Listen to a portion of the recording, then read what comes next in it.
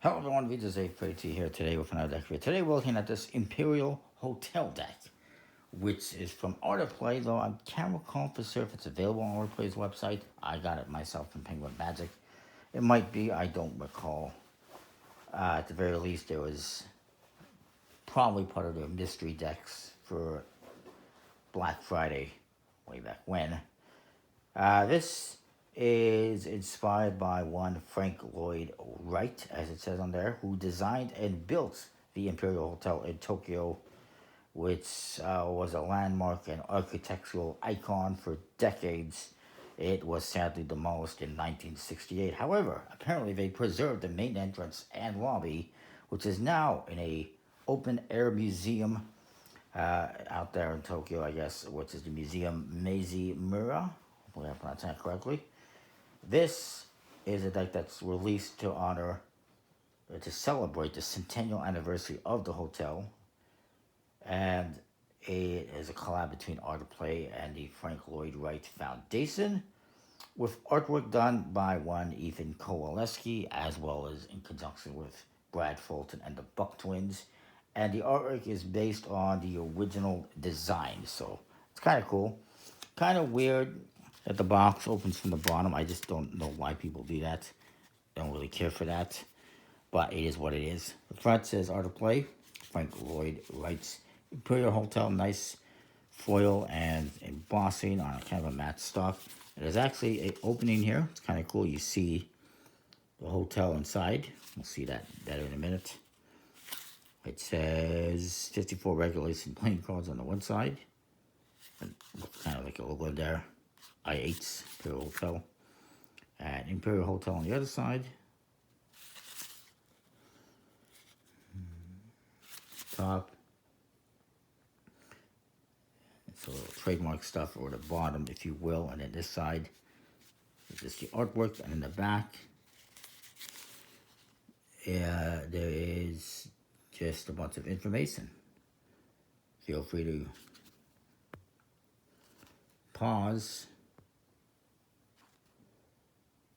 and read. I do know that the part of the reason why it was demolished is because of earthquakes, but what tend to happen out there, obviously. So you get this ad card, Imperial Hotel, Tokyo, Japan. You see a nice mountain, and you see the hotel in front of it. It's really cool. Some Japanese writing, whatever that means. The back design, metallic inks, looks like, and very nicely detailed. Lots of line work. It looks pretty nice. And then you got a ad card for Art Play, which is double-sided, with the same information as the back of the box from the looks of it. And then you get these jokers, which has the building on it, and metallic inks. And it says Joker in the corner. And it's designed to look like it's on like a blueprint paper. Kind of, I would say, like it's a design.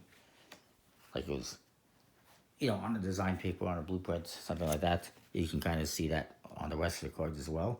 Imperial Hotel, nice ace of spades. Completely custom throughout. I will say I'm not a big fan of how they did the font and the indexes. It just makes it hard to distinguish what number that is. That's just me. And look at the 10. It looks like a P. There's the court cards. They're interesting. Unfortunately, they're also basically repetitive. There's the Ace of Diamonds. As you'll see here, if I were to show you, compare the Jacks. Yeah, the color is different, but it's the same figure. And same with the Queens and so forth. In fact, I can compare those right there. Slight differences, but essentially the same thing, which is disappointing.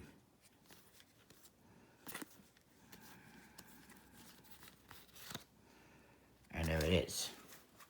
Now it is put to by the USPCC. I do believe they didn't actually specify, so I'm not 100% sure. But I believe it's put by USPCC on the trademark autoplay stocks and finishes, Icarus and Finis, and a thin stock, crust stock, if you will. And that is that. I do like the metallic inks. I do like the box, aside from it being upside down.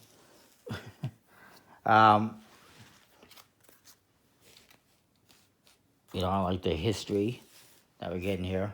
And the artwork's pretty nice on the positive side of things. The negative side of things, again, I'm not a big fan of the upside down box, but we won't get into that anymore. The court cards, they're all very repetitive, unfortunately, and I'm not a big fan of the font that this is in.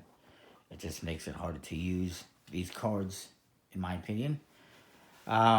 It's good stock and finish, of course. Overall, I would probably give this one like a B plus. There's negatives, but there's also positives, so kind of, you know, evens it out. So I'll give it like a B plus. Not my favorite deck, but it's an interesting deck.